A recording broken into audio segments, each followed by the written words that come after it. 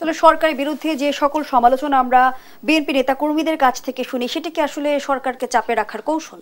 না, তেমন কি সমালোচনা বলেন? সমালোচনা তো তেমন কিছুই নাই। সমালোচনার আমরা একটা কথাই বলি যে নির্বাচনটা দেখ, আর আরেকটা সংস্কারের প্রশ্ন তো কোনো দ্বিমত নাই। সংস্কার যেটা বারবারই বলা হয়েছে যে আমরা সংস্কার চাই, এবং সংস্কারের কথা প্রথম বিএনপি বলছে। যখন ওই ফ্যাসিবাদ সরকার ক্ষমতায় ছিল সেই সময় আমাদের নেতা তারেক রহমান 31 দফা সেই সময় দিছে, এবং আমরা মেনে যে আজকে দেশের যে অবস্থা এই ফ্যাসিবাদী সরকার করে গেছে, সেটার জন্য সংস্কার অবশ্যই দরকার। এবং যে কারণে আমরা বলছি শুধু সংস্কার না, পরবর্তী পর্যায়ে বিএনপি যদি ক্ষমতায়ও আসে, তারপর আমরা বলছি যে আজকে আন্দোলনকারী দলগুলোকে নিয়ে পরবর্তী পর্যায়ে এই দেশটাকে একটা ট্র্যাকে আনতে হলে জাতীয় ঐক্যমতের কোনো বিকল্প নাই। কাজে এরপরে আমরা জাতীয় সরকারের কথাও বলা হয়েছে যে আমরা একই সাথে সরকার গঠন করব। কাজে বিএনপির সিনসিয়ারিটির ব্যাপারে এখানে কেউ প্রশ্ন জনাব আব্দুল সালাম, আপনারা বরাবরই বলে এসেছেন বিএনপি সংস্কার চায়, বিএনপি সবার আগে সংস্কারের কথা বলেছে, কিন্তু বিষয়টি আসলে কেমন? আপনারা আসলে কেমন সংস্কার চান? সংস্কারটি আসলে আপনাদের হাত দিয়ে হতে হবে সেরকম সংস্কার? শোনেন, আমার হাত দিয়ে হবে কে না হবে সেটা তো প্রশ্ন। আমরা তো বলছি পরিষ্কার যে এখন নির্বাচনটাকে গ্রহণযোগ্য করার জন্য যতটুকু সংস্কার করা দরকার এটা এই গভর্নমেন্ট করুক, ইন্টেরিয়াম গভর্নমেন্ট যেটা।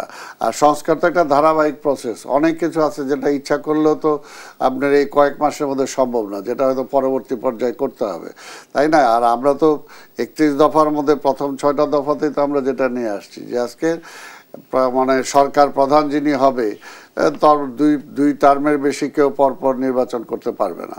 তারপরে নির্বাচন যেটা হবে, নির্বাচনকালীন একটা মানে ইন্টেরিয়াম গভর্নমেন্ট থাকতে হবে, কেয়ারটেকার গভর্নমেন্ট থাকতে হবে। তো এই জিনিস কিছু কিছু যেটা আছে, তারপরে আজকে প্রধানমন্ত্রী আর রাষ্ট্রপতি বা অন্যান্য অর্গানগুলোর সাথে আজকে ক্ষমতার ভারসাম্যতা নির্ধারণ করতে হবে। তো এই কথাগুলো তো আমরা বলছি, তো এই কথাগুলো বলছি এবং এগুলোকে বাস্তবায়নও করতে হবে।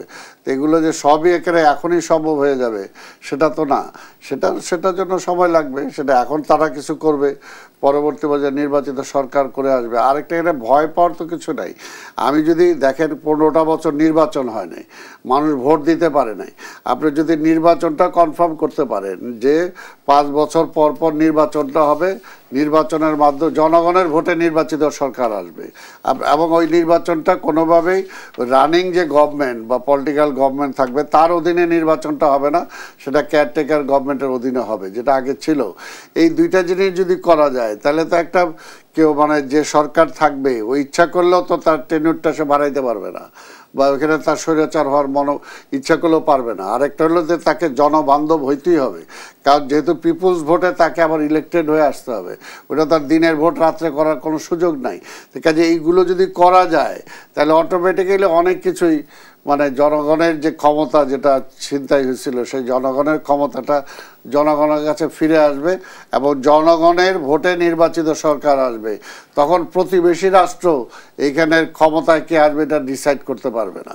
তো এই জিনিসটাই তো আমরা চাচ্ছি। এটা চাইলে এইটাই যদি হয়, আর আইনের শাসনটা যদি হয়, তাই না? আমাদের যে সমস্ত বলছি প্রতিষ্ঠানগুলো যদি যার আজকে বিচার বিভাগ যদি স্বাধীনভাবে কাজ করতে পারে, আজকে পার্লামেন্ট যদি আজকে ব্যবসায়ীদের পার্লামেন্ট না হয়ে আজকে পলিটিশিয়ানদের পার্লামেন্ট হয়, আজকে সব কিছুতে যদি সেই ক্ষমতার ভারসাম্যটা থাকে, তাহলে তো সেই পরিবর্তনটা অবশ্যই হবে। ডিসেম্বরে নির্বাচন না হলে বিএনপি কি আন্দোলনে নামবে? না, আন্দোলন মানে কি? আন্দোলন তো সবসময় একটা আছে।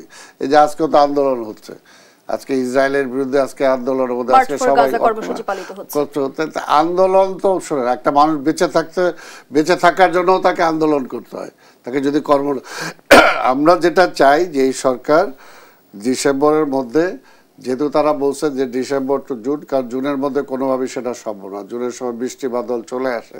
আমরা চাই ডিসেম্বরের আগেই যদি করে বা ডিসেম্বর যদি করে তাহলে অবশ্যই সরকার ভালো একটা নির্বাচন করতে পারে। বর্তমান সময় দ্রুততম সময়ের মধ্যে কি জনগণ নির্বাচন চাইছে জনাব আব্দুল সালাম? না, জনগণ তো 15 বছর ধরে অপেক্ষা করতেছে। আপনারা যেমনটি বলছেন যে জনগণ আসলে ভোট দেবার জন্য মুখিয়ে আছে, তারা দ্রুততম সময়ের মধ্যে নির্বাচন চাইছে। সম্প্রতি নিশ্চয়ই আপনারা অবগত আছেন, স্বরাষ্ট্র উপদেষ্টা যেমনটি বললেন সাধারণ মানুষ চাই সরকার আরো অন্তত 5 বছর রাষ্ট্র পরিচালনায় থাকুক। জনগণ আসলে কি চায় আর সেটি বিচার করার মানদণ্ড আসলে কি? এই যে কিছু কিছু সরকারে যারা আছে তারা এমন কথা বলে যে এটাকে ডক্টর ইউনূস সাহেব কখনো এই কথাটা বলছেন যে 5 বছর থাকতে চায়। আজকে তো এমব্রাস করে দিচ্ছে সরকারকে বা ডক্টর ইউনূসকে। কেন কেন এই ধরনের কথা বলে? এই সরকার কি 5 বছর থাকার কোনো তাদের কোনো মোটিভ আছে, তাদের ইন্টেনশন আছে? নাই তো, আবার থাকার কথাও না। কারণ 5 বছরের জন্য তো এই সরকারকে আমরা আনি নাই। এই সরকারকে আনাই হয়েছে যে গত 15টা বছর আমরা নির্বাচনের মাধ্যমে সরকার পরিবর্তন হয় নাই। কাজেই আমরা চাই যে এই সরকার ইমিডিয়েট কিছু সংস্কার করে একটা নিরপেক্ষ একটা নির্বাচন অনুষ্ঠান করবে। এই কারণে তো এই সরকারের মূল আশাটাই হলো এই কারণে। কাজে এখানে উনি কি কারণ এটা বললেন, ওনার ব্যক্তিগত খায়েশ আছে কিনা সেটা তো আমি জানি না।